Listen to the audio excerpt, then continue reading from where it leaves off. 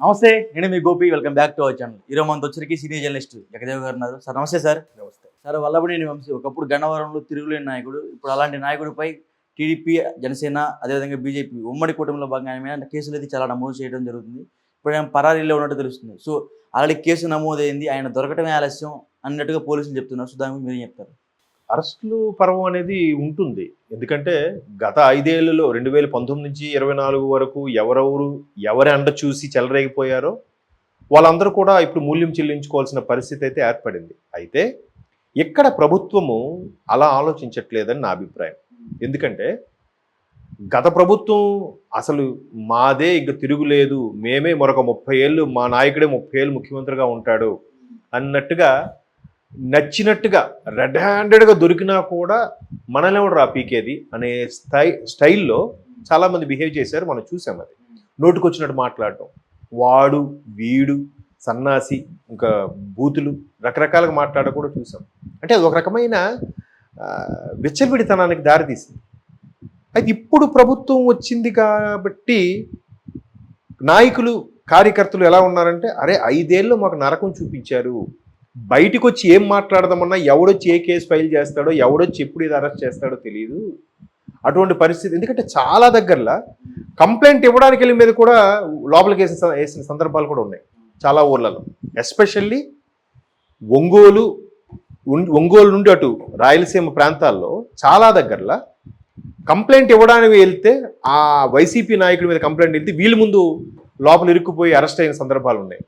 మహిళా కానిస్టేబుల్ లేకపోయినా కూడా మహిళల్ని పోలీస్ స్టేషన్లో రాత్రి భాగంలో కూడా ఉంచిన సందర్భాలు కూడా కొన్ని దగ్గర మనం చోటు చేసుకున్నాయి, మొన్న ఎలక్షన్స్ ముందు వరకు కూడా.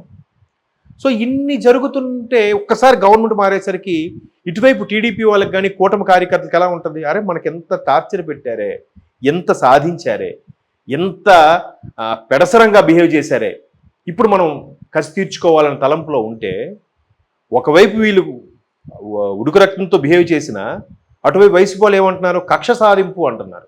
మరి వాళ్ళు చేసిన మర్చిపోయి. కానీ ఇక్కడ జనసేన అధినేత కానీ అలాగే బాబు గారు కానీ ఏమంటున్నారు, వాళ్ళు చేసే కవ్వింపు చర్యలకు మీరు చెలరేగిపోవద్దు, వాళ్ళు ఓడిపోయారనే బాధలో ఉన్నారు. అండ్ మోర్ ఓవర్ వాళ్ళు ఘోర పరాభవం తర్వాత మతి భ్రమించి ఏం మాట్లాడుతున్నారో వాళ్ళకే తెలియట్లేదు. మీరు ఆ కవ్వింపు చర్యలకి మీరు సిద్ధపడద్దు, ప్రభుత్వం అందే, వాళ్ళులాగా మనము చేస్తే వాళ్ళకి మనకి తేడా ఏంటి అని పవన్ కళ్యాణ్ గారు కానీ చంద్రబాబు నాయుడు గారు కానీ ఒక పెద్ద తరహాలో మాట్లాడుతున్నారు. కానీ కింద స్థాయి వ్యక్తులు ఎలా ఉంటున్నారు, అరే ఇలా చెప్తున్నారే వీళ్ళు నాయకులు, మన పరిస్థితి చూస్తే ఇక్కడ దారుణంగా ఉంది అన్నట్టుగా ఫీల్ అవుతున్నారు. ఎందుకంటే మొన్న ఉత్తరాంధ్రకు చెందిన ఒక కార్యకర్త, టీడీపీ కార్యకర్త వెళ్తుంటే వాళ్ళ ఎదురుగా రివర్స్లో వైసీపీ వాళ్ళు రివర్స్ ర్యాగింగ్ స్టార్ట్ చేశారంట. ఏమని, అయ్యా మీ టీడీపీ కార్యకర్తలు మమ్మల్ని కొట్టేసేలా ఉన్నారు, చంపేసేలా ఉన్నారని చెప్పి స్థానిక ఎమ్మెల్యేకి వెళ్ళి కలిసి వినతిపత్రం సమర్పించి మీరే మమ్మల్ని కాపాడాలి, గతం ప్రభుత్వం దృష్టిలో పెట్టుకొని మా మీద టార్చర్ పెడుతున్నారు కార్యకర్తలు అంటే, వీళ్ళు చేసిందని మర్చిపోయారు అని చెప్తూ బయటకు వచ్చి ఏం చెప్తున్నారు, టీడీపీ నాయకుడే, టీడీపీ ఎమ్మెల్యేనే మమ్మల్ని పిలిచాడు, డబ్బులు డిమాండ్ చేశాడు, కేసులు లేకపోతే కేసులు లేనిపోని కేసులు పెడతామని బెదిరించాడని చెప్పి ప్రోపగాండా క్రియేట్ చేస్తున్నారంట.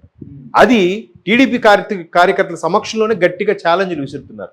మేము ఇలా చేసాం, ఏం చేసుకోండి, మేము దేనికైనా తెగించాం, మీరు 5 ఏళ్ళు ఏం చేస్తారో చూస్తాం అన్నట్టుగా మాట్లాడుతున్నారు. ఇప్పుడు ఆ టీడీపీ కార్యకర్త ఏమంటున్నాడు, వాళ్ళు చూడండి ఎంత విచ్చలవిడిగా మాట్లాడుతున్నారు, ఎంత అహంకారంతో మాట్లాడుతున్నారు, అయినా మా నాయకులు మా ఎమ్మెల్యేలు ఏం చేయొద్దు అంటున్నారు. ఇప్పుడు మొన్న కూడా బాబు గారు ఒక ఎమ్మెల్యేకి ఇలాగే సమ్మెక్స్ పేరొద్దు, వద్దు సమయంను పాటించండి, వాళ్ళు ఏం చేయలేరు, స్టార్టింగ్లో కదా అలా ఎగురుతూ ఉంటారు, ఒక 2-3 నెలలు ఆగితే అన్నీ సర్దుకుంటాయని చెప్తే ఆ ఎమ్మెల్యే కొద్దిగా ఫీల్ అయ్యారు కూడా.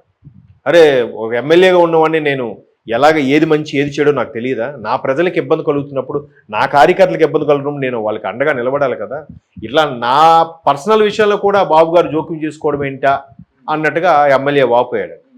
బట్ తర్వాత మిగతా నాయకులు కూడా లేదు, బాబు గారు చెప్పిన దాంట్లో వాస్తవం ఉంది, వాళ్ళు ఊరికే రెచ్చగొట్టే వ్యాఖ్యలు కవ్వింపు చర్యలు దిగుతున్నారు, మీరు అలా ఇదైపోవద్దు అనే విధంగా చెప్పుకొచ్చారు. సో మొత్తానికి సమయంలో పాటిస్తున్నారు. కానీ వీళ్ళు ఒక రకమైన వీళ్ళు గతంలో చేసిన వీళ్ళకి ఎవరికైనా మనస్సాక్షి ఉంటుంది కదండి, గతంలో చేసిన విషయాలకు భయపడి రివర్స్ ర్యాగింగ్ అనమాట, మాకు ఎమ్మెల్యే పిలిచి డబ్బులు అడుగుతున్నాడు, ఎమ్మెల్యే పలానా కంపెనీ దగ్గరికి వెళ్ళి డబ్బులు తీసుకొచ్చి ఆ కంపెనీలో డబ్బులు అడుగుతున్నారు అని ఎట్లా లేనిపోని క్రియేట్ చేస్తున్నారు.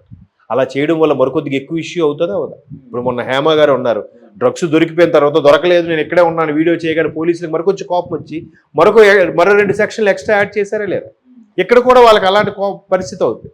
అయితే ఇప్పుడు వంశీ గారి పరిస్థితి కూడా అలాగే ఉంది. గతంలో ఎవరేం చేస్తారులే అన్నట్టుగా మావాడు చేశాడు, మా డ్రైవర్తో చేయించి ఇప్పుడేంటి చంద్రబాబు నాయుడు గారు ఎవరినైనా వాడుకొని వదిలేస్తాడు, అది అందరికీ తెలిసిందని చాలా ఇంటర్వ్యూలు ఓపెన్గా ఇచ్చాడు ఆయన. మరి ఎవరిని దన్ను చూసుకొని ఇచ్చాడో, ఎవరిని బేస్ చేసుకుని ఇచ్చారు కానీ మరి ఇప్పుడు ఆ వ్యక్తి ఏమయ్యాడు? అంటే ఇప్పుడు ఒక్కడే కాదు సార్, కొడాలి నాని కూడా కనబడట్లేదు ఈ మధ్య ఫ్రేమ్ లో. జగన్ వెంట ఎప్పుడు నడిచేవాడు, ఇప్పుడు ఆయన కూడా కనబడట్లేదు. అవును, ఆయన కూడా రాజకీయాలకు దూరం. నేనేమంటున్నానంటే ఎంత ధైర్యంగా పోటుగాల్ లాగా మాట్లాడామని అనుకున్నారో ప్రజల ముందు, అరే వీళ్ళు పోటుగాలరా అనిపించుకున్నారు. చంద్రబాబు నాయుడు ఆడు ఓడిపోతాడు, ఆడు గెలిస్తే ఆడు జీవితాంతం ఆడు చెప్పులు కొడుకుతా, ఆడు మొహం ఆడాడు గెలుస్తాడు, ఇలాగే ఇదే ఇట్లాంటి ఫిల్తీ లాంగ్వేజ్ అసలు చాలా అసభ్యకరంగా మాట్లాడిన సందర్భాలు కూడా మనం చూసాం. కాకపోతే ఆ ప్రగల్భాలో లేదంటే ఆ మితిమీరిన వ్యాఖ్యలో ఇప్పుడు ఏమున్నాయి? ఎక్కడ లేవు. మీరు అన్నట్టు మనుషులు కూడా కనబట్టలేదు. కొడాలి నాని వ్యక్తి ఎలక్షన్స్ కౌంటింగ్ అయిపోయిన తర్వాత ఆ రోజు కౌంటింగ్ నుంచి సైలెంట్గా నడుచుకుంటూ వెళ్ళిపోయిన మనిషి మరలా చంద్రబాబు వైజాగ్ ప్యాలెస్ సంబంధించి, ఋషికొండ ప్యాలెస్ సంబంధించి అది జగన్మోహన్ రెడ్డి అంటే అది జగన్మోహన్ రెడ్డి ఎవరు చెప్పారని చెప్పి ఆ ఒక్క విషయంలో మళ్ళీ బయటకు వచ్చి స్టేట్మెంట్ ఇచ్చాడు ఆయన. అంటే ఊరికి నేనున్నాను, నేనేం భయపడి పారిపోలేదు అన్నట్టుగా. మరి ఇంటి మీదకి దాడికి వెళ్తే మరి అప్పుడు కూడా ప్రతిఘటించవచ్చు కదా. ఇప్పుడు అంత ప్రజాదరణ ఉన్న వైసీపీ వాళ్ళు అయితే మీరు అందరూ అంటూ సోకాళ్ళు 40% 10సార్లు చెప్తున్నారు కదా. మరి ఆయన దాడికి వెళ్తే ఆయన అనుచరులైనా కాపాడుకోవాలి కదా వాళ్ళ అభ్యర్థిని, వాళ్ళ వైసీపీ అభ్యర్థిని కొడాలి నాన్ని. ఆయన చుట్టుపక్కల ఉండే అభిమానులైనా రా ఎవర్రా మా నాయకుడి మీద రాళ్ళ దాడి గుడ్లు దాడి చేస్తారని చెప్పి బయటికి రావచ్చు కదా. వాళ్ళందరూ ఎందుకు రాలేదు? 40% అంటున్నారు కదా. మరి 40%లో 20% బయటకు వచ్చి ఆయనకి ఒక సర్కిల్లా నిలబడాలి కదా, కవచంలాగా. ఎందుకు నిలబడట్లేదు అంటారు? అందరూ కొంతమంది భయభ్రాంతులకు లోనయ్యో, కొంతమంది మభ్యపెట్టడం వల్ల. ఎందుకంటే మాకు తెలిసిన ఒక పిన్ని గారు ఉన్నారు, ఆవిడకి ఇలాగే చెప్పారట, నువ్వు పెన్షన్ తీసుకుంటున్నావు, ఈసారి కానీ ఓటు వేయకపోతే నువ్వు ఎవరికి ఓటేసి మాకు తెలిసిపోతే నెక్స్ట్ టైం పెన్షన్ తీసేస్తామని. సో అటువంటి వ్యక్తులు నచ్చకపోయినా భయంతో వేశారు. అలా వచ్చినవే 40% ఏమో maybe, I think so. So అలాగా వంశీ గారు కానీ కొడాలి నాని గారు కానీ చాలామంది కనబట్టలేరు. కనబడకుండా ఇప్పుడు అక్కడక్కడ ట్వీట్ల ద్వారా ఏదో ఇన్ఫర్మేషన్ ఇస్తున్నారు. బట్ ఆ టీడీపీ కేసు విషయంలో కూడా గతంలో పటాభిరామ్ లాంటి వాళ్ళని చాలా ఇబ్బంది పెట్టారు. రఘురామకృష్ణరాజు గారు లాంటి వ్యక్తుల్ని కూడా చాలా ఇబ్బంది పెట్టారు. అంత ప్రజాప్రతినిధులు, ప్రజాదరణ వ్యక్తులను కూడా. ఇప్పుడు వీళ్ళు ప్రజాప్రతినిధులు కాదు. ఇప్పుడు వీళ్ళ పరిస్థితి ఏంటి? వీళ్ళు ఎక్కడికి వెళ్ళారు? అంత ధైర్యంగా స్టేట్మెంట్లు ఇచ్చిన వాళ్ళు ఎందుకు పారిపోవాలి? ఇప్పుడు కూడా అలాగే ఉండొచ్చు కదా. అది కదా నాయకత్వ లక్షణాలంటే. చూద్దాం మరి.